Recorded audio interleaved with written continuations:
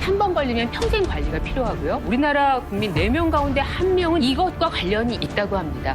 죽음의 오중주, 성인병 폭탄. 내 몸속 시한폭탄, 대사증후군. 대사증후군을 장시간 방치하면 질병을 유발하는 폭탄으로 작용을 할 수 있다는 거죠. 특히 내장 지방을 좀 조심하셔야 되는데요. 몸신 가족이 내장지방 현장 진단. 발병 위험이 매우 높습니다. 대사증후군 관리를 시작을 하셔야 합니다. 이 지긋지긋한 뱃살이 한 번에 쏙 빠지고 허리 둘레를 줄일 수 있는 그런 운동법입니다. 변화가 있었을지 재보겠습니다. 단 한 번만에 일어난 놀라운 변화. 5.6이요? 대사증후군 걱정 없는 건강한 몸 만드는 법. 지금 시작합니다. 대국민 건강 프로젝트 나는 몸이야! 네, 한주간 안녕하셨습니까? 오늘도 여러분의 건강한 삶을 위해서 나는 몸신이다 또 열심히 진행해 보도록 하겠습니다. 아주 든든한 분이 오늘 몸신 가족석에 앉아 계시네요. 개그맨 강재준 씨입니다. 안녕하세요. 안녕하세요. 개그맨 강재준입니다. 네. 진짜 묘한 캐릭터세요. 이렇게 저요? 뭔가 덥수룩하고 수염도 길렀는데 귀엽고 체구는 큰데 뭔가 단단한 것이 뭔가 사랑스럽고 뭐 그런 캐릭터. 야, 우리 사이가 보통 사이가 아니고 아버지와 아들 사이로 오늘 그렇죠. 나왔는데 네. 우리는 보통 사이가 아닙니다. 사연도 또 있어요. 네, 저희는 사실 출생의 비밀. 네, 결혼을 한 지가 좀 몇 년 됐는데요. 그렇죠. 제 와이프도 개그우먼인데 그렇죠. 그렇지. 제가 주례 선생님한테 이렇게 부탁을 드렸었는데 촬영 때문에 안 된다고. 안 된다. 알고 보니까 그게 나는 몸신이다였어요. 아하. 그래서 주례를 못 하겠다. 그래가지고 제 와이프랑 혹시라도 나중에 나는 몸신이다 들어오면 절대로 나가지 말자 했는데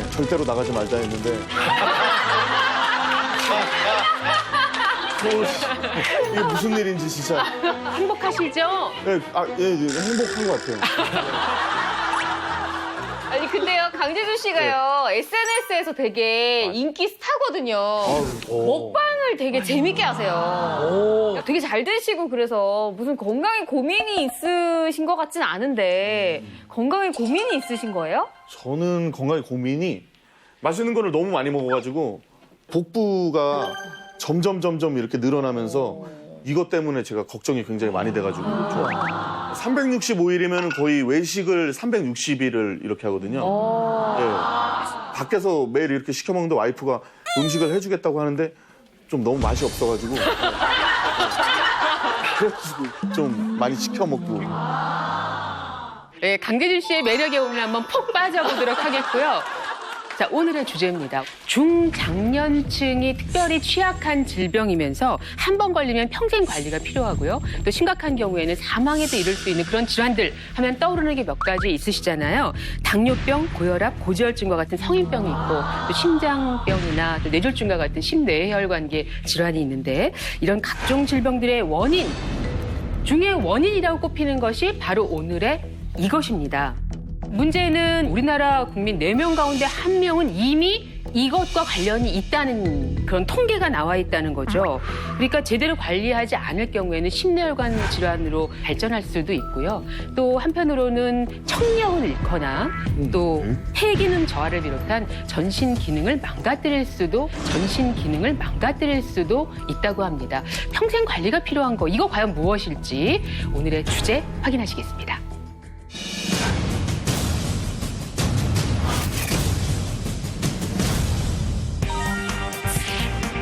청력 파괴부터 뇌졸중까지 죽음의 오중주 대사증후군입니다. 제목이 너무 무섭다. 글쎄요.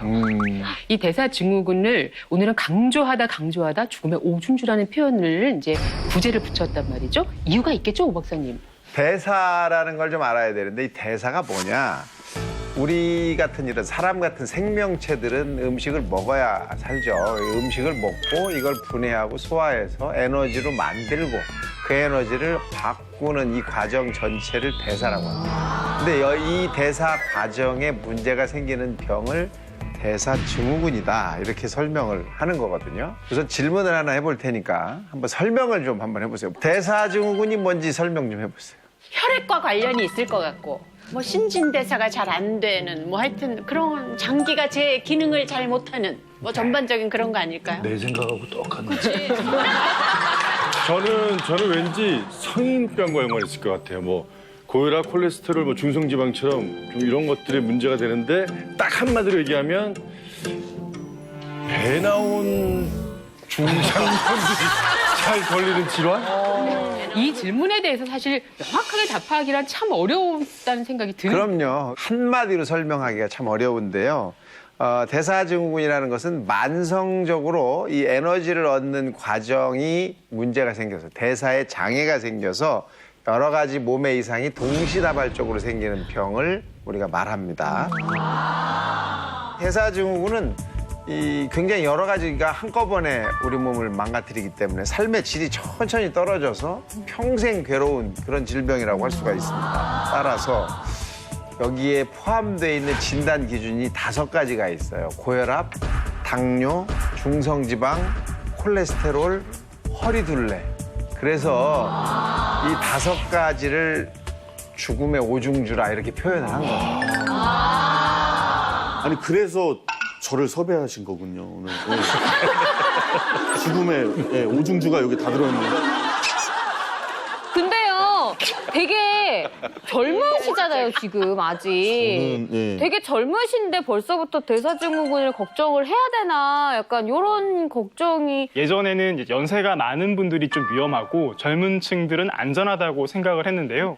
실제 통계를 보면 30대에서도 5명 중 1명이 대사증후군으로 나타났습니다. 또 심지어 10대는 물론이고요. 또 10살 이하 어린이에게서도 대사증후군이 나타나기 때문에 전 연령층에서 누구도 안심할 수 없는 질환이 바로 이 대사증후군입니다. 와, 이거 대박이다. 그리고 우리 몸신 가족 중에서 이렇게 숫자를 보니까 이 안에 지금 2-3명은 거기에 2-3명이면 야, 우리가 죽음의 오중주라고 불리는 이 대사증후군 과연 어떤 것인지 자세하게 알려드리고요. 그 예방과 관리를 위한 방법도 같이 알아보도록 하겠습니다. 대사증후군의 모든 것 저희에게 설명해 주실 오늘의 몸신 주치 모셔볼게요. 나와주세요. 몸신!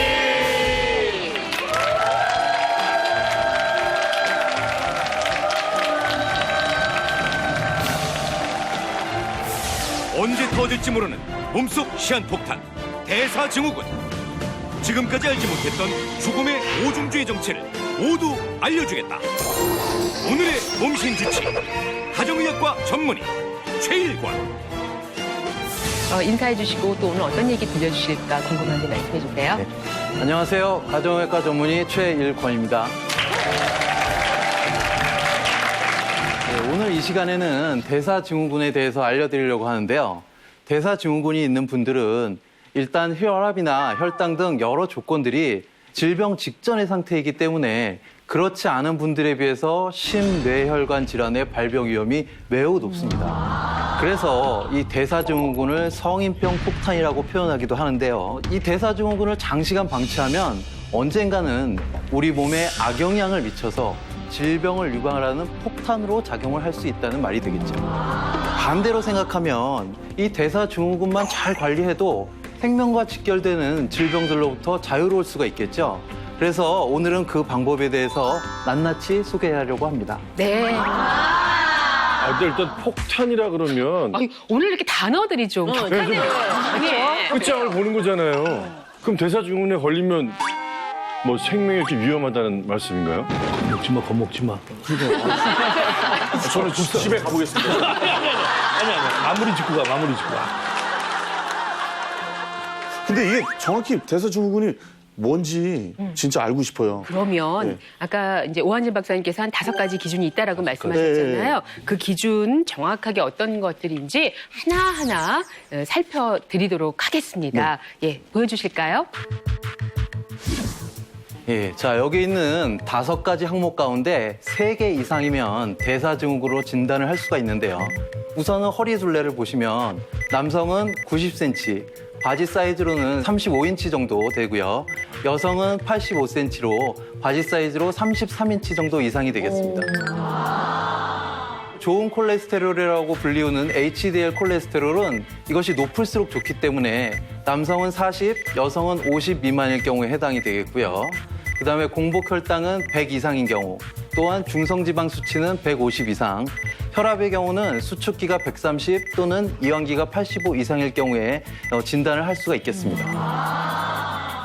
저는 공복 혈당이 100보다는 높고 그때 검사했을 때 중성 지방이 조금 높은 걸로 나왔는데 그럼 아직은 대사증후군은 아닌 것 같으네요. 예, 맞습니다. 말씀하신 것처럼 진짜 당뇨는 공복 혈당이 126 이상일 때 진단이 되겠죠. 그리고 또 진짜 고혈압은 수축기 140, 이완기는 90 이상일 때 진단을 하는 데 비해서 이 대사증후군은 그런 진단 수치까지는 속하지는 않습니다. 그래서 오히려 이것이 질환은 아니고 전 단계니까 괜찮겠지 생각하시는 분들이 많으신데요.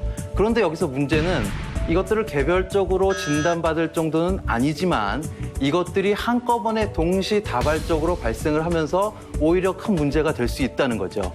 실제로 대사증후군이 있으신 분들은 심혈관계 질환 발병률이 2배, 또한 당뇨병 발병 위험률은 무려 10배나 증가할 수가 있습니다. 즉 고혈압, 고혈당, 비만, 고콜레스테롤, 또 고중성지방 등 이 5가지 질환이 복합적으로 생명을 위협하기 때문에 대사증후군을 가리켜서 죽음을 부르는 오중주라고 하는 것이죠. 만약에 3개 이하, 그러니까 하나, 2가지라면 괜찮은 겁니까? 글쎄, 오히려 그러면 좋겠지만요. 이 5가지 항목 중에 한 가지라도 문제가 발생하면 대사증후군 관리를 시작을 하셔야 합니다. 왜냐하면 이 5가지 항목이 마치 도미노처럼 연쇄적으로 발생하기 때문에 하나가 문제가 시작되면 바로 다른 항목에도 문제가 생길 가능성이 높아지기 때문입니다. 네, 맞습니다. 국민건강보험공단에서 2017년도에 건강검진 통계연보라는 것을 발표했는데요. 거기에 따르면은 우리나라 국민 성인의 73.2%가 이 대사증후군 위험 요인을 한 가지 이상 가지고 있다고 합니다. 그러니까 10명 중에 7명이 대사증후군에 이제 노출이 되었다는 거기 때문에 이 대사증후군 관리가 필요한 실정이라는 거죠. 근데 제가 생각해도요, 뭐 고혈압이다, 뭐 당뇨다 그러면 심내혈관 질환 걸리겠다 이런 생각이 드는데 이게 어떻게 청각도 파괴하고 폐기능도 나쁘게 하고 그렇습니까? 한 연구에 따르면 40세에서 64세의 8,115명을 성별과 대사증후군 여부에 따라서 구분한 뒤에 그룹별로 청각장애 여부를 조사했었습니다. 그 결과 대사증후군을 가지신 여성분들은 건강한 여성보다 저음역 청력장애가 2.5배, 고음역 청력장애는 1.9배가 많았고요. 또 남성분들의 경우에도 대사증후군 그룹의 청력장애가 저음역, 고음역 모두 1.5배 정도가 많았습니다. 그 이유가 결국 혈당이 높으면 혈액순환 장애가 나타나고요. 이 달팽이관이 손상되고 또 청신경염이 잘 생기게 되고요. 또한 혈압이 높으면 달팽이관 주변에 혈관의 탄력성이 떨어져서 동맥경화성 변화가 나타나면서 혈관이 좁아지고 혈류량은 떨어져서 결국 청력이 떨어지게 되는 거죠. 뿐만 아니라 이 대사증후군은 폐 기능까지 떨어뜨리게 되는데요. 2012년 1월부터 2014년 12월까지 카톨릭 대학교 병원에 방문하셔서 건강검진을 받으신 19세에서 85세 사이에 만여 명을 조사를 한 결과 이 대사증후군이 있는 분들이 단순 비만인 사람보다 폐 기능이 떨어져 있었다고 합니다. 또 이 평소 폐질환이 없는 건강한 사람이라도 체중에 관계없이 이 폐 기능이 떨어져 있었다고 하는데요. 이는 폐질환이나 기도질환으로 이어질 위험도가 있기 때문에 평소에 대사증후군이 있으신 분들은 폐 건강을 신경을 써주셔야겠습니다. 대사증후군은 각종 암과 연관이 있습니다. 각종 암과 연관이 있습니다.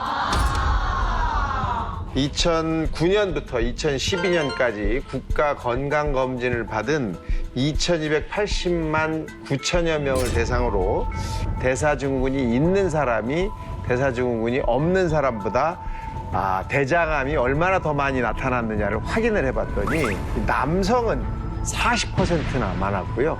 여성은 20%가 높은 것으로 확인이 됐습니다. 특히 이 한국 사람들은 대사증후군이 있느냐 없느냐에 따라서 훨씬 더 암 발생의 위험도가 높아지고 있는데 남자는 결장암이 1.4배, 여성의 경우에는 담낭과 담도암이 2배나 높은 걸로 확인이 되고 있습니다.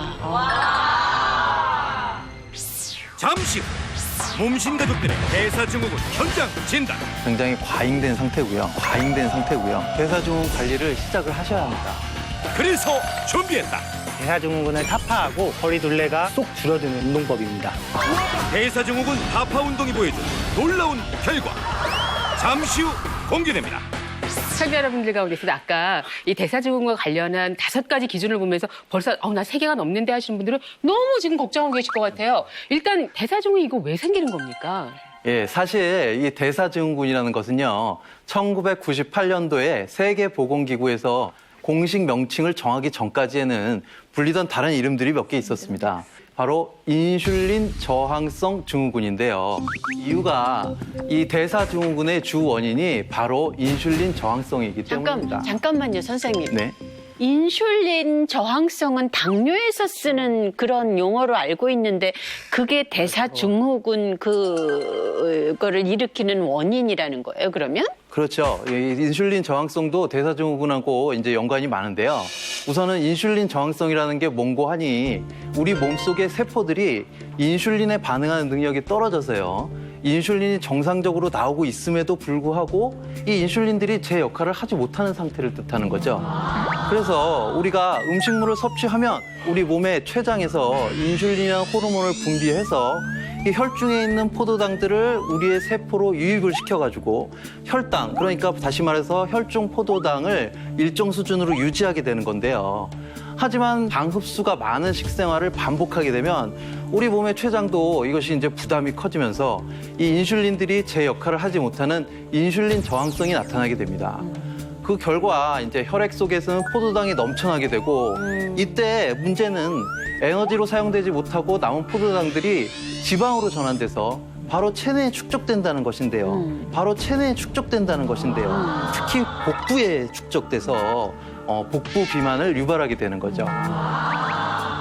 뿐만 아니라 이제 중성 지방도 높일 수 있고요. 또 LDL 콜레스테롤 수치도 높이고. 나쁜 콜레스테롤 수치 높이고. 그렇죠. 네. 반면에 좀 좋은 콜레스테롤이라고 하는 HDL 콜레스테롤은 낮아진다는 건데요. 이렇게 되면 배가 나오고 혈압도 올라가고 혈당도 높아지고 좋은 콜레스테롤은 정상보다 부족한 상태가 되면 이게 바로 대사증후군에 빠지게 되는 거죠.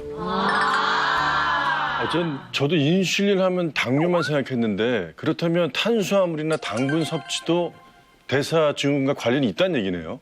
예, 물론 당을 높이는 식품을 많이 드셔도 인슐린 저항성이 생기지만요. 인슐린 저항성이 생기는 대표적인 원인은 바로 뱃살입니다. 근데 이제 뱃살이랑 이 저항성이랑 무슨 관련이 있길래 도대체 이런 살벌한 분위기가. 예, 뱃살이 찌면 인슐린 저항성이 생기기도 하고요. 네. 반대로 또 인슐린 저항성이 있으면 뱃살이 찌기도 하는 거죠. 그래서 실제로 대부분의 대사증후군을 가지신 분들은 복부 비만을 공통적으로 포함하는 경우가 많습니다. 특히 이 뱃살 중에서도 내장 지방을 좀 조심하셔야 되는데요. 이것이 이제 근육 밖에 있는 이런 피하 지방과는 다르게 수많은 혈관으로 이루어진 우리 몸 장기 곳곳에 달라붙어 있어요. 그래서 언제든지 지방산을 혈액 속으로 내보내서 혈당을 높일 수가 있는데요. 그렇다면 높아진 혈당을 내리기 위해서 또 인슐린이 계속해서 과도하게 분비가 되고 이 상태가 오래 지속되면 인슐린에도 과부하가 생겨서 결국 기능이 떨어지고 나중에는 인슐린 저항성이 생기게 되는 겁니다. 아니 저는 뱃살이라 그래가지고 제 배 한 번 만져보고 이 정도면은 괜찮겠다 생각했는데 이게 사실은 마른 사람들도요. 내장 지방은 있는 경우가 많거든요. 마른 비만이란 말이 괜히 있는 게 아니듯이. 맞습니다. 이 배가 나오지 않은 마른 체형이라도 얼마든지 내장 지방이 있을 수가 있죠. 이런 분들을 마른 비만이라고 하는데 문제는 이런 분들은 겉으로 보기에는 정상 체형이기 때문에 건강관리에 소홀한 경우가 많습니다. 그래서 오히려 대사증후군에 더 위험할 수 있는 그런 분들이 되겠습니다.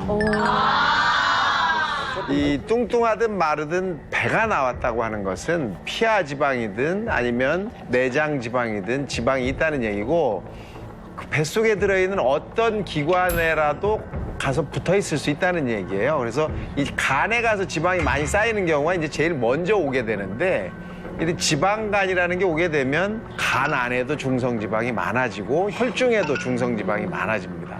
이 중성지방들을 없애기 위해서 우리 몸에서는 HDL이라고 좋은 콜레스테롤이 없어지는 거예요. 그래서 이 HDL이 줄어들게 되니까 대사증후군이라는 게 점점 더 강력해지고 여러 가지로 발전하게 되는 거죠. 그러니까 대사증후군이라고 지금은 불리지만 이전에는 인슐린 저항성 증후군이라고도 불릴 만큼 두 가지가 상관관계가 있다는 이야기인데 그렇다면 지금 대사증후군 아닌데 인슐린 저항성이 생기셨습니다. 그렇다면 그분은 대사증후군을 또 걱정해야 된다는 얘기죠? 예, 그렇습니다. 예. 따라서 현재 대사증후군이 없는 사람이라고 할지라도 인슐린 저항성이 있는 분들이라면 대사증후군의 발병 위험이 높아지는 거죠. 따라서 평소에 내가 인슐린 저항성이 있는 상태인지 아닌지 한 번 정도 체크해 보는 것이 대사증후군의 발병 위험을 예측하는 방법이자 또한 예방하는 방법이 될 수가 있겠습니다. 네. 자, 이제 뭐 인슐린 저항성이라는 말도 아마 여러분 좀 많이 들어보셨을 텐데요. 이 말 지금 아주 저항감을 가지고 지켜보는 분이 한 분 계셔서 저분이 어떤 상태인지 확인을 좀 해보고 싶은데 방법이 있죠? 예, 물론 있습니다. 네, 인슐린 저항성을 평가하는 가장 좋은 방법인 복부 내장 지방을 측정해 보면 됩니다. 복부 내장 지방 뭐 여부를 저희가 좀 확인을 해 볼 텐데요. 그래서 뭐 간단한 기구가 이 앞에 와 있네요.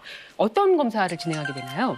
예, 우선 배 위에 벨트를 올리고 측정 버튼을 눌러주면 내장 지방 레벨이 측정이 됩니다. 이거 알았어요. 이제 그 수치에 따라서 바로 뭐 결과는 저희가 확인할 수가 있을 텐데 뭐 어떤 기준으로 판단을 하는 거죠? 우선 이제 세 가지 항목을 확인하실 수가 있는데요. 우선 첫 번째로 체간 체지방률이라는 게 있습니다. 이것은 팔, 다리, 머리 부분을 제외한 몸통 부분의 체지방률을 말하는데요. 남성은 27% 이상, 여성은 36.8% 이상일 때 체지방이 표준 이상으로 과도한 상태, 허리둘레는 대사증후군 기준으로 볼 때 남성은 90 이상, 여성은 85 이상이면 대사증후군이라고 본다고 말씀드렸죠, 아까 전에. 네. 예. 그런데 허리둘레가 정상이라고 할지라도 내장지방 레벨 값은 정상 범위가 아닐 수도 있어요. 그래서 여기서 측정되는 내장지방 레벨이 1에서 9까지는 표준으로 보고요. 10에서 14는 약간 이제 과잉된 상태로 내장 비만이 이미 있는 상태라고 볼 수가 있겠습니다. 마지막으로 이제 15 이상은 고도의 내장 비만이라고 할 수가 있겠죠. 그래서 내장 지방 레벨에 10제곱센티미터를 곱한 것이 우리 몸의 내장 지방 면적이 되는데요. 즉 내장 지방 레벨이 10이라고 한다면 내장 지방 면적은 100제곱센티미터로 내장 비만이라고 할 수가 있겠습니다. 이 검사가 중요한 이유는요. 복부둘레, 즉 허리둘레가 정상 범위 안에 있다고 하더라도 내장 비만이 있으면 대사증후군 발병 위험이 높아지기 때문에 우리가 이걸 측정해 보는 거죠. 비만학회에서 발표한 자료에 따르면 내장 비만이 있는 사람은 대사증후군 발병 위험이 4배가 넘어요. 4.2배나 높은 것으로 나타났습니다. 그러면 지금부터 한 분 한 분 해보겠습니다. 이게 뭐 하루 이틀에서 쌓이는 것은 아니라 생각이 되고요. 자, 강재준 씨 오실까요? 와, 뭐 6년, 7년 만에 검사 지금 처음 받는 거라고 이야기를 했고요. 우리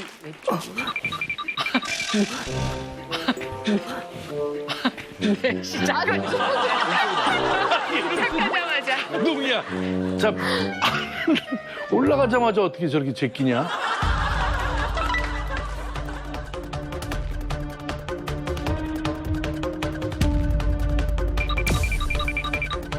나왔다. 지금 결과 나왔습니다. 네. 자, 살펴주실까요? 예, 체간 체지방률은 33.4%가 나왔고요. 네. 허리둘레는 109cm, 그리고 내장 지방 레벨은 19가 나왔습니다. 괜찮. 19가 나왔습니다. 괜찮. 이 모든 보면 정말 좋겠는데. 네, 모든 기준에서 90cm 허리 훨씬 상회하고 있고요. 27 이상인데 33.4% 그 내장 지방 마찬가지 레벨이 숫자가 15 이상이니까요. 네, 15 이상이니까요. 이 내장 지방 레벨 같은 경우에는 사실 굉장히 과잉된 상태로 아까도 말씀드렸지만 이제 내장 지방 레벨이 높으면 여러 가지 위험성이 더 커진 상태고요. 그래서 제 생각에는 아무래도 어느 정도는 이제 뭐 약물 치료라든가 또는 생활 습관 개선을 통해서 조금은 이제 치료를 받으셔야 되지 않을까.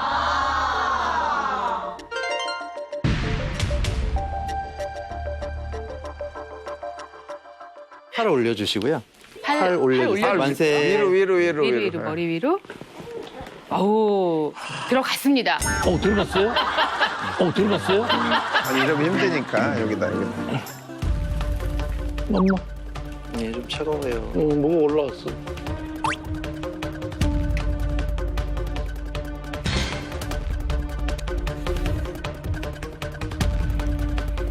자, 15 이상은 고도 내장 비만 벌써 나왔습니까?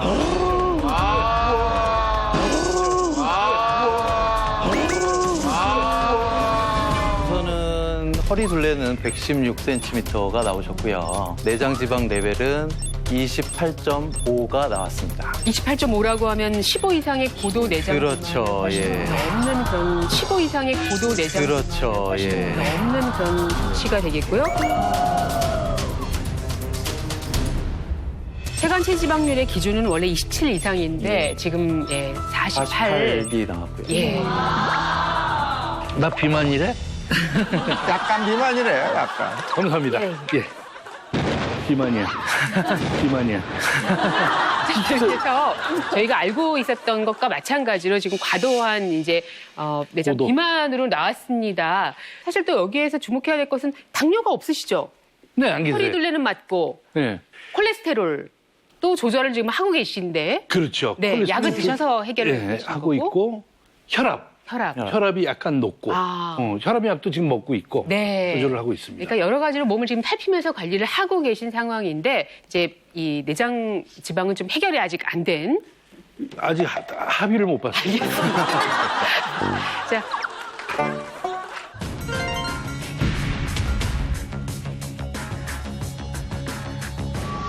뭐 저희가 이렇게 체격을 평상시 운동도 많이 하시지만 체격 자체가 날씬하시잖아요. 그래서 글쎄 내장 지방 레벨은 아직 낮을 것은 낮으실 예상이 됩니다.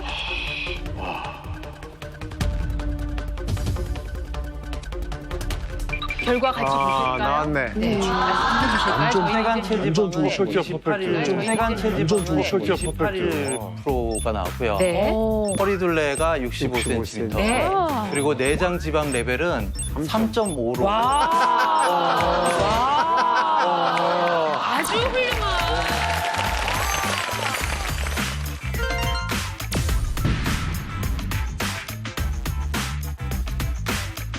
예, 좀 차갑습니다.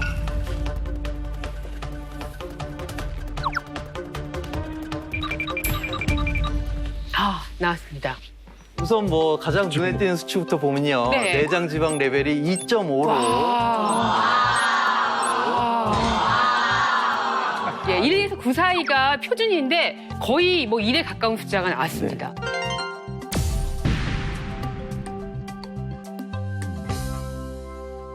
운동 열심히 하고 또 부쩍 그 몸 관리 하고 있거든요. 이창훈 씨 나이대가 또 걱정을 해야 할 때잖아요. 과연 어떨지 확인하겠습니다. 나왔습니다. 체간 체지방률은 24.2%가 나오셨고요. 허리 둘레는 86cm, 내장 지방 레벨은 9가 나왔습니다. 상남자다, 상남자.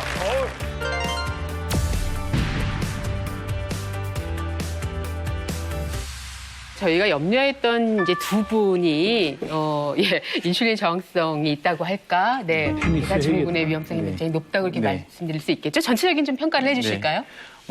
결국은 이런 것들이 다 자기 관리와 충분히 신경을 쓰면 개선이 될 수 있는 거기 때문에 지금 조금은 안 좋은 결과가 나오신 두 분도 너무 희망을 잃지 조금 안 마시고. 좋아요. 많이 안 좋지. 저 정도면. 저는 최악은 아니죠. 네, 그렇지만 빨리 병원에 가보시는 것이 좋을 것 같습니다. 병원에 가보래잖아요. 참 낙천적이네요. 근데 대충 해. 또 다른 고위험군이 있을까요? 물론 있습니다. 이 아주 재미있는 연구인데요. 목둘레 길이가 긴 사람들이 대사증후군 위험이 높다는 연구 결과가 있습니다. 필리핀의 어드벤티스트 마닐라 메디컬 센터의 파시피코 히네스 박사 팀이 연구를 한 건데요. 건강검진 받은 성인 160여 명의 목둘레 길이를 재고 그다음에 대사증후군 요소들을 다 측정을 해서 확인을 해봤더니 대사증후군에 걸릴 위험성이 훨씬 높더라라는 게 나타났어요. 고혈압이나 고혈당이나 고지혈증을 가진 사람, 이것들 중에 한 개라도 가진 사람들의 목둘레 길이가 없는 사람보다 길더라라는 거거든요. 특히 목둘레 길이가 긴 사람들은 HDL, 즉 좋은 콜레스테롤 수치가 특히 낮았고요. 중성지방과 공복혈당이 높은 것으로 확인이 됐습니다. 목둘레는 제가 제일 굵을 것 같은데, 예. 저는 거의 목이 없다고 하거든요, 주변에서. 근데 이게 기준이 있나요? 어느 정도 이렇게? 기준이 있습니다. 목둘레가 남성은 40cm, 여성은 36cm 이상이면 대사증후군을 주의하셔야 되고요. 이 목둘레를 재는 방법은 이 똑바로 서서 머리를 숙이고 집게 손가락으로 가장 튀어나온 목뼈를 찾은 뒤에 고개를 드시고요. 이 가장 튀어나온 목뼈를 둘러서 이 길이를 재시면 되겠습니다. 잠시 후 스타의 완벽한 몸을 만드는 트레이너가 몸신에 떴다. 한번 운동만 해도 허리둘레를 줄일 수 있는 그런 운동법입니다. 따라하지 않을 수 없는 대사증후군 탈출법. 변화가 있었을지 재보겠습니다. 네? 단 한 번의 운동이 가져온 충격적인 변화. 정말 줄어들까 의심했는데 정말 놀랍네요. 감탄스러워요. 잠시 후 공개됩니다.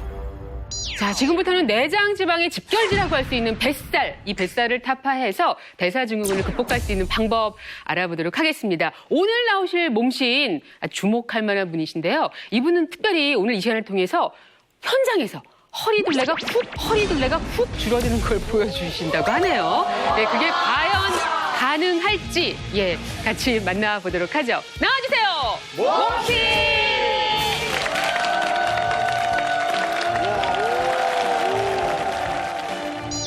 죽음을 부르는 성인병 폭탄 대사증후군. 복부 내장지방을 타파해 대사증후군의 늪에서 벗어나는 방법을 알려주겠다. 오늘의 몸신 트레이너 김대현. 네, 안녕하세요. 반갑습니다. 저기 제가 말씀을 듣기로는 무에타이 국가대표 선수 출신이라고 들었거든요. 그래서 실제로 유명 배우, 모델, 가수들을 또 트레이닝 하시는 그런 분이라고 말씀을 들었는데 깜짝 놀랐습니다. 인사해 주시죠. 네, 안녕하세요. 김대현 트레이너입니다. 네, 우선 제 소개를 하면 저는 과거 이식 타격기, 격투기 선수를 했고 지금은 현재 트레이너로 전향을 해가지고 아이돌 가수 차은우, 배우 임수양, 박하나, 정은우, 송강 씨를 이런 연예인들을 전담으로 트레이닝하고 있는 트레이너입니다. 네. 제가 오늘 시청자 여러분들한테 대사증후군을 타파하고 이 뱃살을 파괴하는 운동법을 알려드리기 위해 이 자리에 나왔는데요. 네, 한번 기대해 주세요. 네. 뱃살 타파 운동이라고 말씀을 하셨는데 오늘 이 자리에서 바로 허리둘레, 이분들의 허리둘레도 줄일 수 있을지 참 궁금한데 어떤 운동일까요?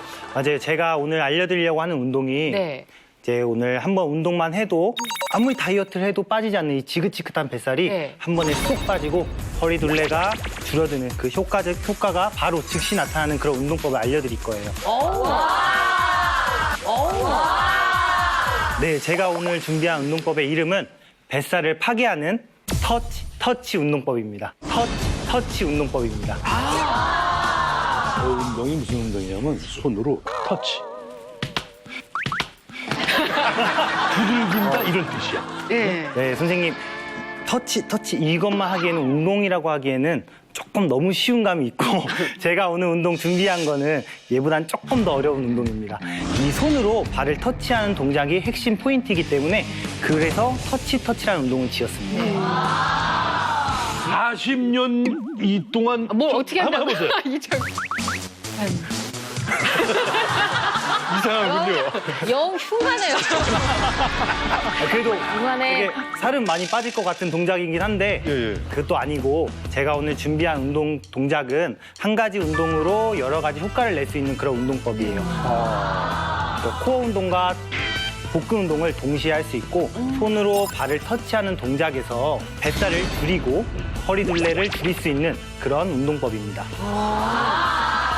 설마 터치 한 동작입니까?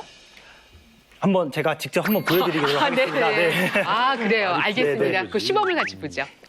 네, 제가 지금 운동을 이제 설명해 드릴 건데 이제 옆으로 보고 할게요. 자, 바닥에 무릎을 붙이신 상태에서 발등도 바닥을 향해서 붙이실게요. 발등도 바닥을 향해서 붙이실게요. 자, 그 상태에서 어깨 넓이로 발을 벌리실 건데 주먹이 한 2주먹 정도가 바닥에 들어가면 될 것 같아요. 그 상태에서 팔을 양쪽으로 벌려주시는 동작이 이게 기본 동작인데 운동을 하실 때 우리의 코어 존에 힘이 풀리시면 안 되는데 배와 엉덩이에 힘을 함께 주실게요. 근데 이걸 힘을 못 주시는 분들이 있어요. 어떻게 주는지 모르겠어요 하시는 분들은 우리 관략근에 힘을 꽉 주고 계시면 얘가 힘이 풀리지 않아요. 우리가 운동하는 동안 절대 이 코어 존엔 힘이 풀리시면 안 됩니다. 네. 자, 이 차렷 자세에서 기본 자세에서 30도 정도 뒤로 누우실게요. 30도 정도 뒤로 누우실게요. 이제 30도 정도 누우신 동작에서는 우리 복근의 가장 안쪽에 있는 복횡근이라는 근육이 있는데 그 근육이 자연스럽게 자극이 될 거예요. 자, 복횡근이 자극이 된 상태에서 우리 왼손이 왼발을 터치할게요. 우리 왼손이 왼발을 터치할게요. 그리고 다시 30도 정도 누운 자세로 돌아가신 상태에서 오른손으로 오른발을 터치할게요. 오른손으로 오른발을 터치할게요. 자, 이 터치하는 동작에서 외복사근과 내복사근이 자연스럽게 운동이 되거든요. 흔히 말하는 우리 11자 복근이 자연스럽게 운동이 되면서 뱃살이 빠지실 거예요. 이때 우리 운동할 때 호흡이 굉장히 중요하잖아요. 호흡이 굉장히 중요한데 내려가서 왼발 터치할 때 호흡 후. 오른쪽 터치하면서 후. 다시 돌아오셔서 호흡을 5번 정도 내뱉으실 거예요. 후, 후, 후, 후, 후. 이 동작을 하실 건데 이 동작이 한 번인데 이 한 번에 절대 이 코어 존에 절대 힘이 풀리시면 안 돼요. 그래서 이 동작을 20번씩 반복을 하시면 뱃살이 빠지시는 효과를 보시게 될 겁니다. 잠깐만요. 네. 이 동작 20번 만에 뱃살이 빠진단 말입니까? 네, 딱 20번만 하시면 우리 뱃살이 바로 빠지는 그런 효과를 보시게 될 거예요. 그러니까 똑같은 동작으로 한 2번만 보여주시면 저희가 연속으로 좀 이해가 더 쉽지 않을까 하는 생각이 알겠습니다. 드는데요. 시작하겠습니다. 자, 양팔을 벌리시고 누우셔서 후.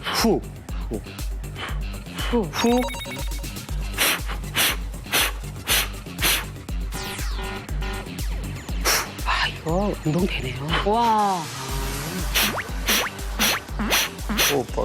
네. 이 동작을 20번 하시는데 제일 중요한 건 이때 코어존에 절대 힘이 풀리지 않으셔야 된다는 게 제일 중요한 키포인트입니다.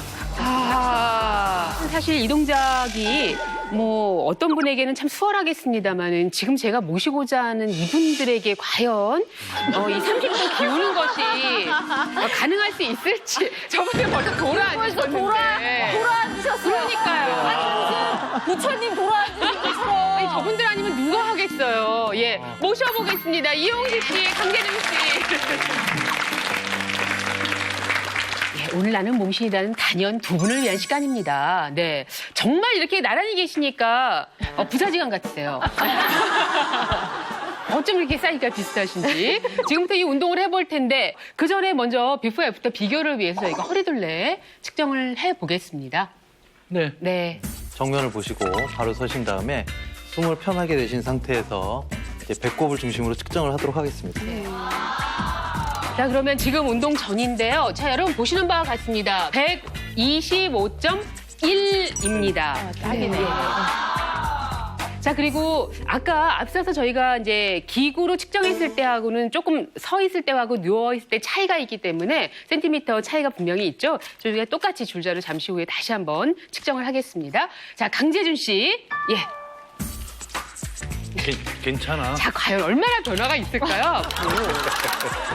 자, 갑니다. 네. 112.6, 112.6입니다, 6. 아, 졌다. 자, 두 분 나란히 이쪽에 앉으시고 지금부터 도전. 허리둘레 즉석에서 줄이기 터치 운동을 시작하겠습니다. 고맙습니다, 선생님. 우선 무릎을 바닥에 붙이시고요. 무릎을 지금처럼 바닥에 붙이시고 네. 발등이 바닥에 붙이실게요. 발등을 바닥을 바닥을 향하게 만드시고요. 팔을 벌리신 상태에서 관략근에 힘을 주시고 배에도 힘을 주신 상태에서 누울 때 시선을 하늘 보지 않게 정면을 보신 상태에서 30도 정도 누우실게요. 네. 누울 수 있으신 만큼만 누우셔도 돼요.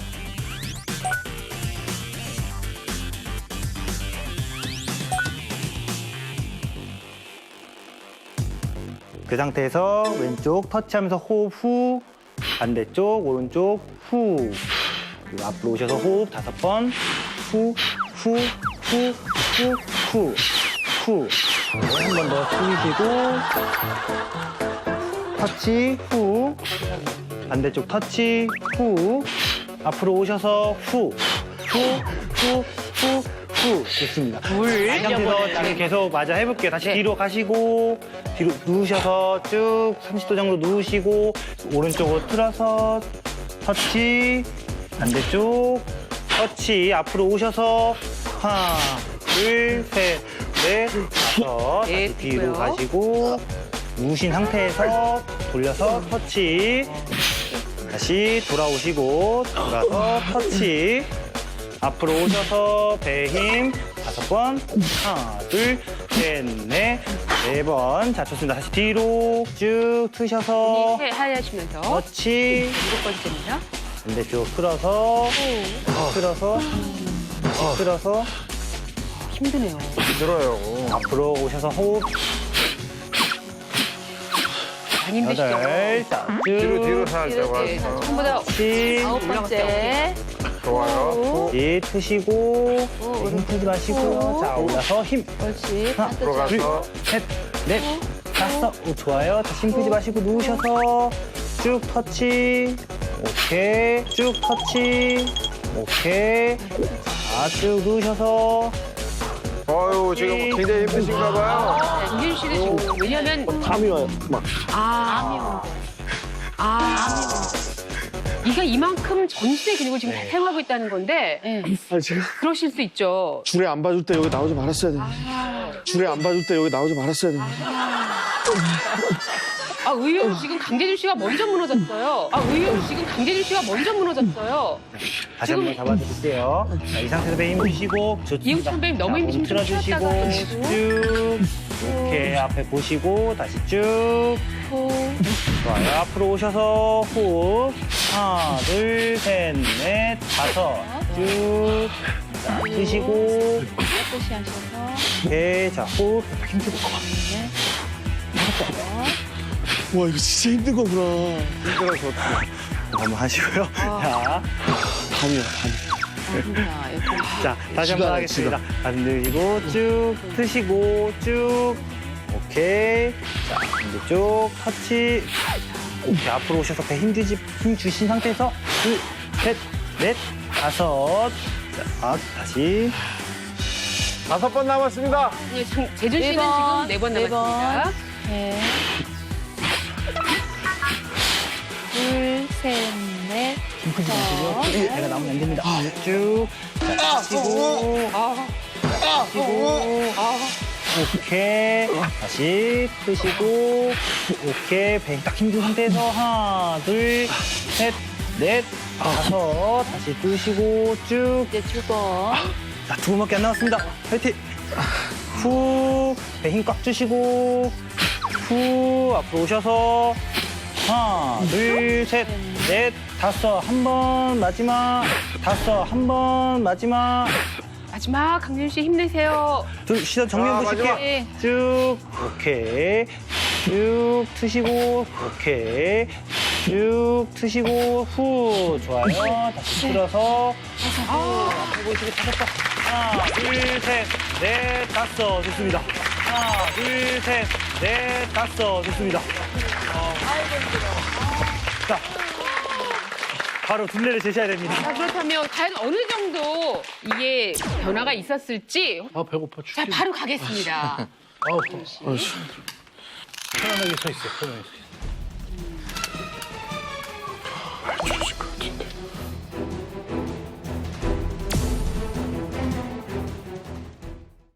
편안하게 서 있어, 편안하게 서 있어. 좋으실 것 같은데.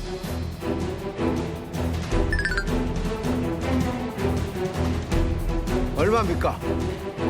107cm. 그렇다면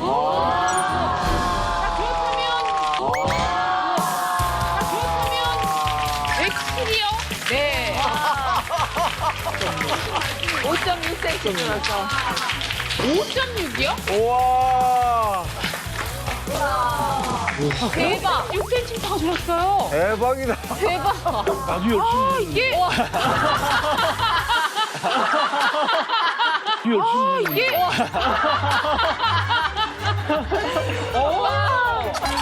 야, 진짜. 와, 멋있어요.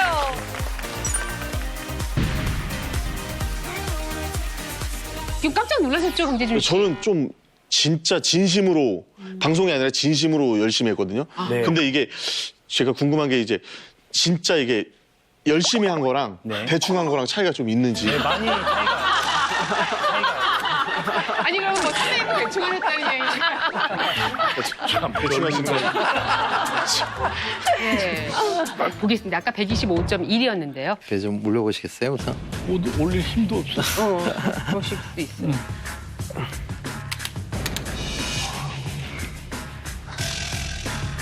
자, 확인을. 얼마죠? 123.5. 123.5. 촉가가 있네요. 네. 촉가가 있네요. 네. 촉가가 있네요. 네. 123.5가 1.6cm가 지금 줄어들었죠? 네. 네. 네. 네.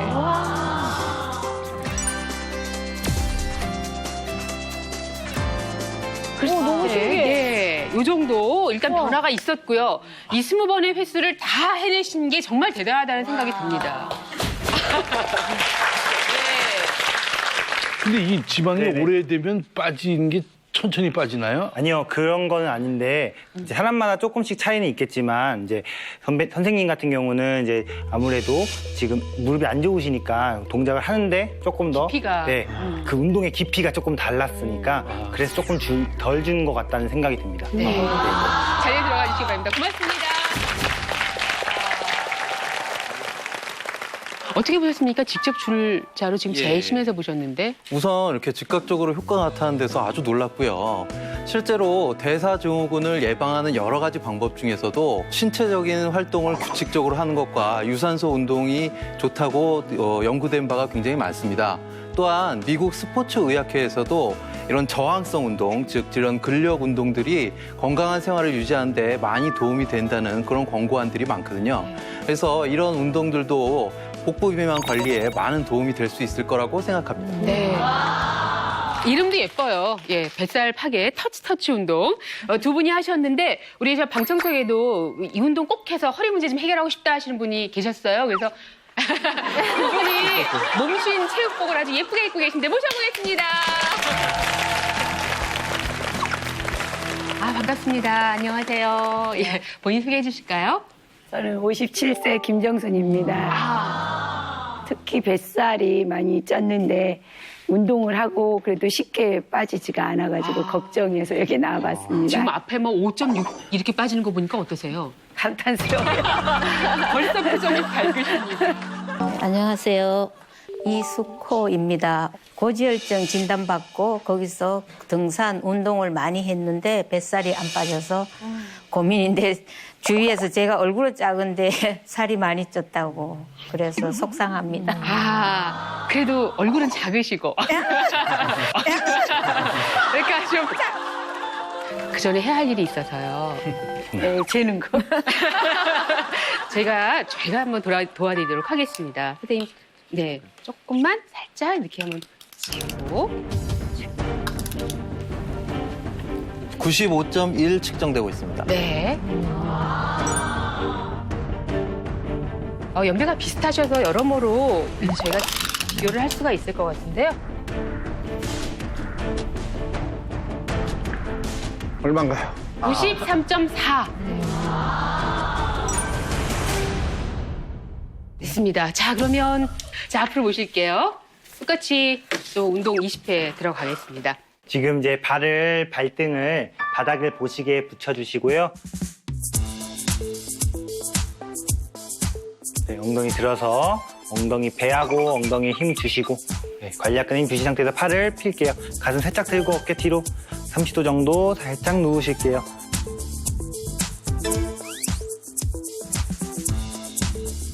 시선 정면 보시고 발 터치, 호흡, 후. 잘하시네요, 하나. 자, 반대쪽 호흡, 후. 앞으로 오셔서 호흡 5번.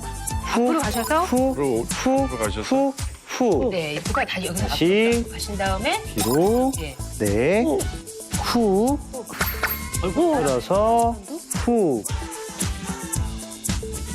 앞으로 다시 오셔서 호흡 똑바로 해서 5번. 후, 후, 후, 후, 후. 좋아요. 계속해서 한번 해볼게요. 자, 뒤로 30도. 제치시고 30도 제치시고 발 터치. 그렇죠. 자, 또 들어서 터치. 후. 뭐 옆구리 자, 앞으로 와서 하는 거라서 앞으로 와서 배에 딱 힘주고 또 후, 둘, 셋, 넷, 다섯. 얘가 힘이 풀리지 않게 다시 뒤로 누우시고 터치.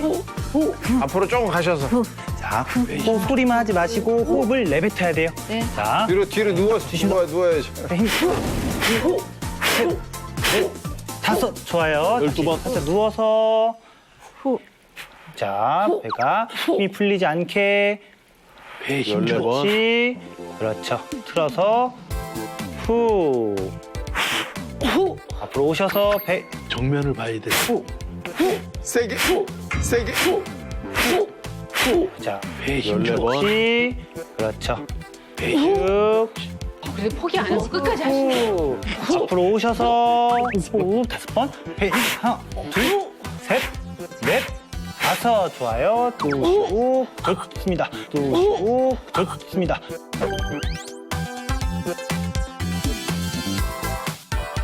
그렇죠. 후. 3번 남았어요. 9번 남으셨습니다. 예. 후. 앞으로 오셔서 힘 꽉 주시고 후. 둘, 셋, 넷, 다섯. 좋습니다. 다시 후. 누우시고 몸 틀게요. 쭉. 좋아요. 후. 좋습니다. 자, 이제 하나. 쭉. 후. 앞으로 가셔서. 아. 후. 오케이. 앞으로 오셔서 후. 후. 둘, 셋, 넷, 다섯.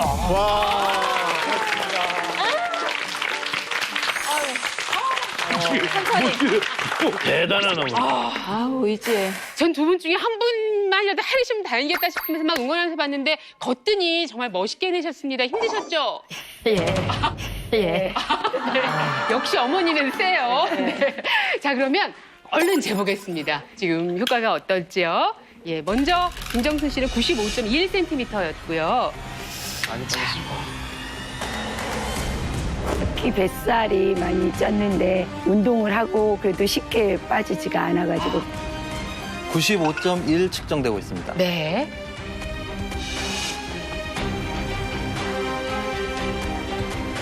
오? 몇이에요? 미리네. 91.1. 네. 91.2. 91.2. 네.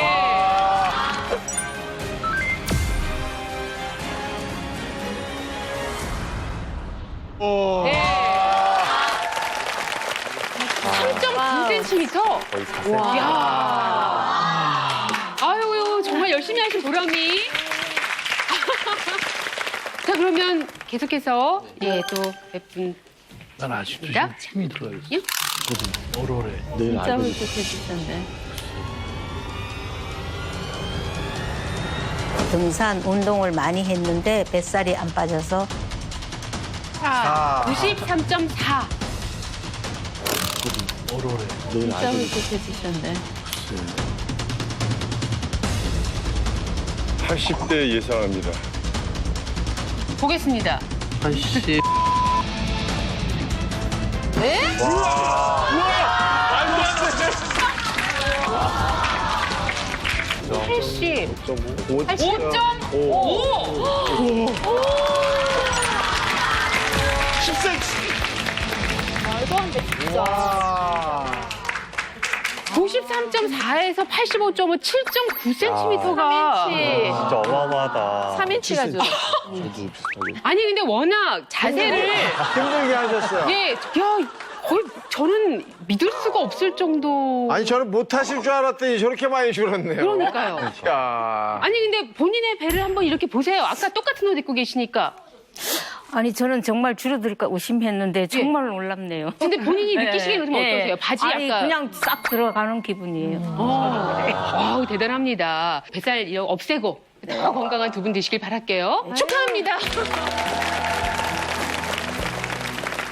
저는 보통은 저희 프로에 나오시면 한 2-3가지 정도는 세트로 운동을 준비하시는데 동작 하나여서 하나 갖고 되겠나 싶었는데 자신 있으셨군요. 네, 너무 자신 있었습니다. 요거 한 번만 하면 한 번만 하면 돼요. 이것도 늘려도 되는 거죠. 이것도 숫자를요? 숫자를 네, 늘리거나. 운동이 이제 쉬워지시면 더 늘시고 하면 더 효과는 많이 볼 수 있습니다. 고맙습니다. 김재현 선수였습니다.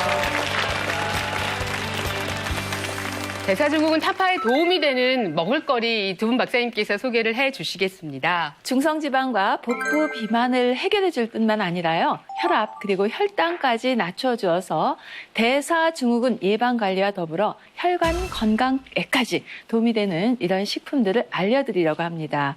예, 빨리 말씀드리는 게 낫겠죠. 네, 첫 번째 식품은 바로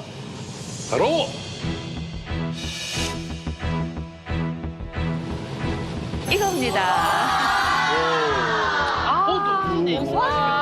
호두. 너무 좋아요. 좋아해요? 정말 좋아해요. 아니 호두는 웬만한 사람 다 좋아해서 네. 잘 챙겨 먹는 것 같은데 또 그게 네. 대사증후군에 좋다니까 더 먹어야 되겠네요. 사실 집집마다 네. 냉동실에도 식탁에도 호두 많이 놓여 있어요. 네, 저희 집에도 있습니다. 네. 최근에 이 호두 섭취와 대사증후군의 연관성에 대한 아주 흥미로운 연구가 발표됐는데요.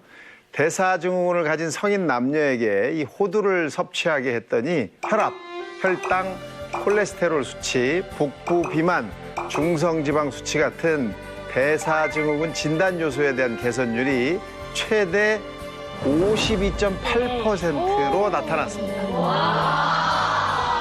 더 놀라운 것은 연구 시작할 때 대사증후군으로 진단받았던 실험자의 51.2%가 호두 섭취 후에 대사증후군이 아닌 정상 상태로 회복됐다는 것입니다. 세상에 호두가 그렇게 몸에 좋은 거는 알고 있었어요. 맛도 좋고. 그런데 그 호두 속에는 무엇이 들었길래 이렇게 엄청난 효능이 있는지 좀 가르쳐 주십시오.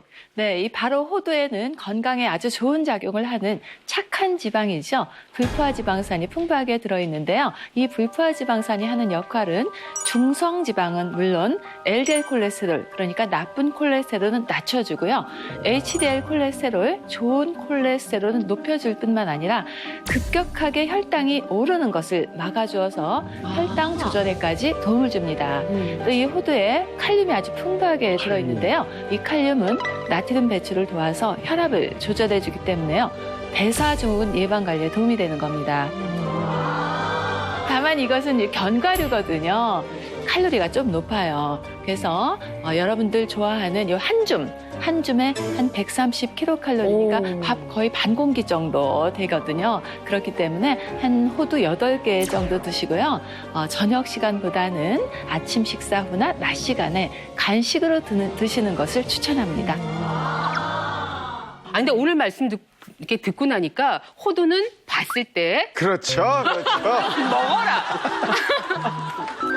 좋겠어요. 말씀과 함께. 이건 대투 아닌가요? 예, 한 가지 식품을 더 또 여러분께 소개해드리도록 하겠습니다. 자, 두 번째 식품도 이제 앞에 나와 있는데요. 어떤 건지 정말 궁금하네요. 네.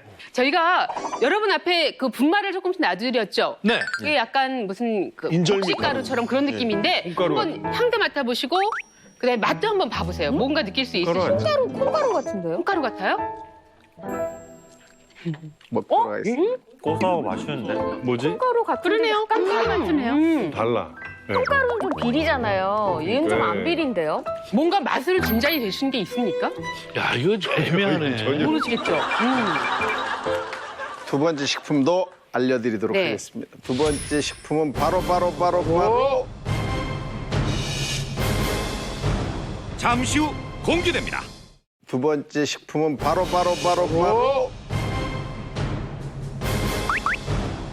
요겁니다. 뭘까요? 잔디 인형 아니에요? 이게 실제 풀이에요. 이 초록색 풀이 있고 여기에 이제 분말이 있는데 정체를 알려드리도록 하겠습니다. 이건 바로 새싹보리였습니다. 이게 볼이었어요? 아니 그럼 이 분말하고 저 파란 거 같은 거라고요 지금? 그렇습니다. 색깔이 이렇게 나와요? 네. 이 새싹보리라는 것은 보리에서 싹을 틔우고 나서 완전히 다 자라기 전에 6일에서 8일가량의 어린 잎을 건조시켜서 분말화한 것을 말합니다. 지금 여러분이 맛보신 것은 새싹보리 분말인데요. 이 분말이 색깔이 조금 이 파란 거랑 좀 다르죠? 연한 갈색을 띄었는데 이것은 바로 뿌리까지 통째로 건조해서 말려서 가루를 냈기 때문입니다. 아니 근데 왜 다 자라기도 전에 이게 새싹 때 이렇게 섭취를 하는지. 바빴겠지. 네? 자랄 때까지 기다리기. 이유를 좀 설명드리면 다 자랐을 때보다 지금같이 어린 새싹일 때 영양 성분이 더 많기 때문인데요. 국내 한 연구팀이 보리를 파종하고 나서 5일이 지났을 때, 7일이 지났을 때, 10일이 지났을 때 이 새싹보리의 영양분을 분석했습니다. 그랬더니 7일 됐을 때부터 영양분 함유량이 점차 감소하는 것으로 확인이 됐습니다. 즉 재배한 지 6일에서 8일가량 된 새싹일 때 이 새싹보리의 영양분을 최대치로 우리가 먹을 수 있다는 겁니다. 실제 이 새싹보리의 특징은요, 이 새싹 채소에 들어있는 비타민이라든지 무기질, 또 아미노산은 물론 식물성 생리활성 물질이죠. 이 폴리페놀과 같은 유효 성분들이 다량 함유되어 있는 것이 특징입니다. 그 함유량은 다 자란 채소보다 한 100배 정도 많을 정도로 이렇게 많은데요. 근데 이 보리, 새싹보리가 어떻게 대사증후군에 효능이 있는 거예요? 네, 이 바로 새싹보리에 함유된 이 다양하고 풍부한 영양소 중에서도요, 이 대사증후군 예방 관리에 특히 도움이 되는 그런 성분이 있는데요. 이름이 바로 사포나린이라고 합니다. 네, 이 사포나린은 식물성 생리활성 물질인 이 폴리페놀 일종인데요. 이 성분이 하는 역할은 간 세포에서 당 분해 효소를 억제해서 혈당 수치를 낮춰주는 작용을 합니다. 혈당 수치를 낮춰주는 작용을 합니다. 대사증후군의 주요 원인이 되는 인슐린 저항성을 예방하는 데 도움이 되는 것이죠. 실제 연구를 통해서도 이 새싹보리가 인슐린을 활성화시키고 혈당 수치를 낮춰주는 효과가 있다는 것이 입증이 됐는데요. 한 동물 실험에 따르면 새싹보리 추출물 투여군은 새싹보리를 먹지 않은 군에 비해서 혈당이 무려 39%나 감소했고요. 사람을 대상으로 한 임상시험에서도 혈당이 10.2%나 감소한 것으로 확인이 됐습니다. 실제로 농촌진흥청 조사를 보면은 새싹보리 추출물을 투여한 경우에 지방 분해 효과가 35% 정도 증가했고 그리고 지방 세포 크기가 10.4% 정도 줄었다는 연구 결과가 있습니다. 그러니까 혈당도 낮춰주고 지방도 분해해주는 새싹보리 사포나린 꼭 기억하겠습니다. 새싹보리에는 폴리코사놀 성분도 아주 풍부한데요. 이 폴리코사놀은 중성지방의 생합성을 막고 지방을 분해하는 작용을 하기 때문인데요.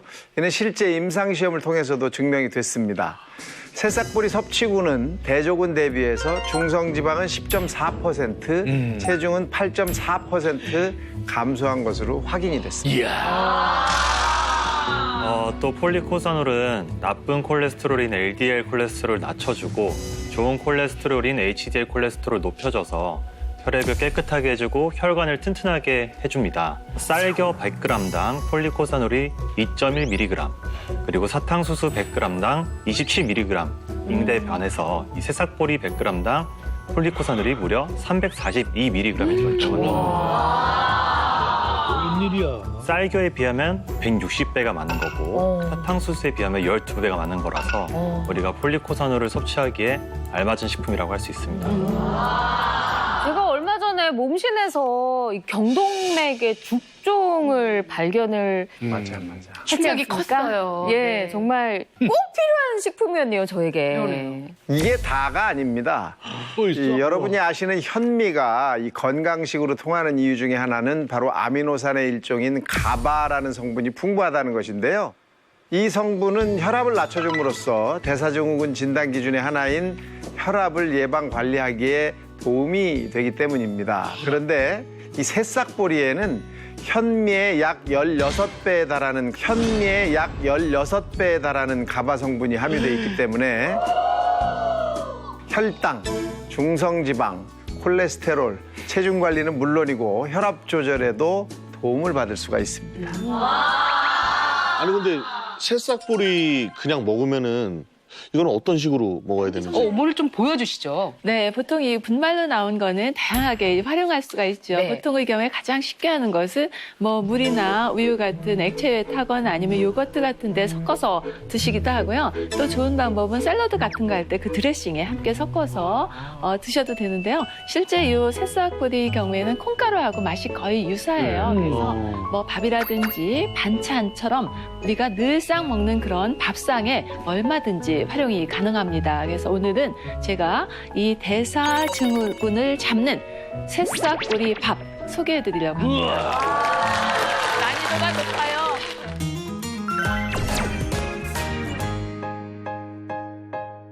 네, 일단 뭐 밥하는 건 다 아시죠? 네. 쌀하고 물하고 있으시면은 밥이 되는데요. 제가 오늘은 그냥 새싹보리 분말을 잘 보이게 해서 백미를 했는데요. 가정에서는 꼭 백미를 하지 마시고 현미라든지 아니면 여러 가지 잡곡을 좀 섞으셔서 활용하시면 더 좋겠습니다.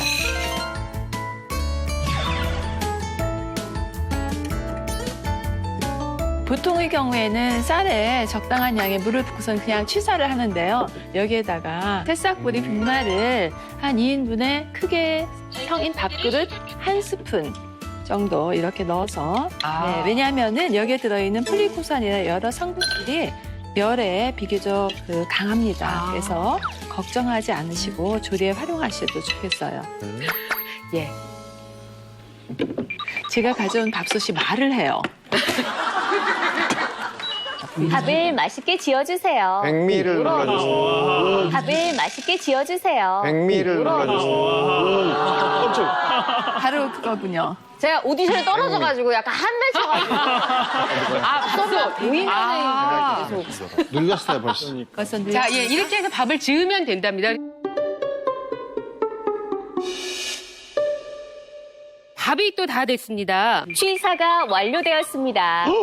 취사가 완료되었습니다. 아유, 한배 쳐. 와! 진짜로요. 현미에 들어있는 폴리코사놀이나 가바 성분이 다 여기에 들어있기 때문에요. 지금 한번 드시고 싶으시죠? 정말 참 어렵네요. 예. 자, 그러면 예쁘게 담아주시고.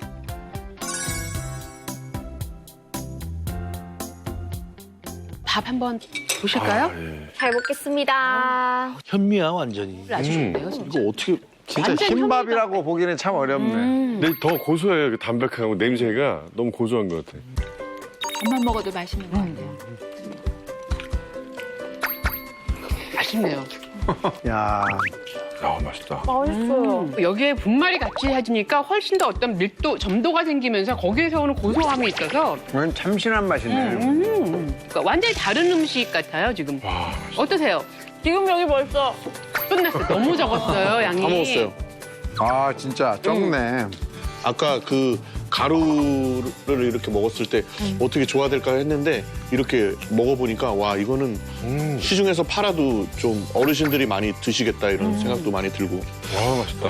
네, 실제 이 새싹뿌리 분말의 경우에는 너무 한 번에 과다하게 섭취할 경우에는 뭐 복통이라든지 설사 이런 위장 장애가 나타날 수가 있습니다. 그래서 하루에 너무 많이 드시지 말고요. 꾸준히 드시는 게 중요하고요. 하루에 한 스푼 정도, 한 10g 정도거든요. 이 정도면은 적당하다고 생각됩니다.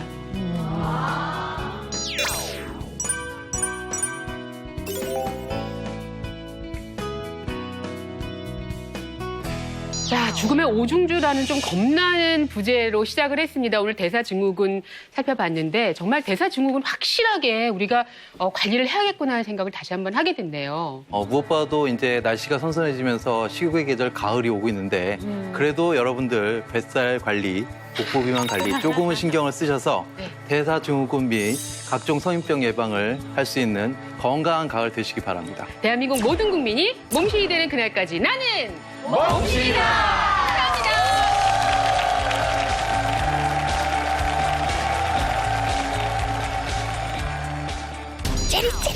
찌릿한 증상이 있어 손발도 차고 이렇게 막 주무르고 막히면 죽는다. 실핏줄의 경고. 실핏줄이 그렇게 중요해요? 생전 처음 듣는 얘기예요. 아주 작은 모세혈관 문제만으로도 실명도 있지만 장누수 증후군이나 우울증이나 치매, 생식기에서도 문제가 생길 수가 있는데요. 여러분의 모세혈관을 확인을 해보겠습니다. 혈류 속도도 느리고 혈액순환이 좋지 않다. 협심증이 생길 수 있다는 거죠. 큰일 났네. 모세혈관은 물론 전신 혈관까지 막힘없이 쭉쭉 뻗어 순환시키는 폭간 높은 운동 방법입니다. 혈류 속도와 혈류량에 변화가 있을지.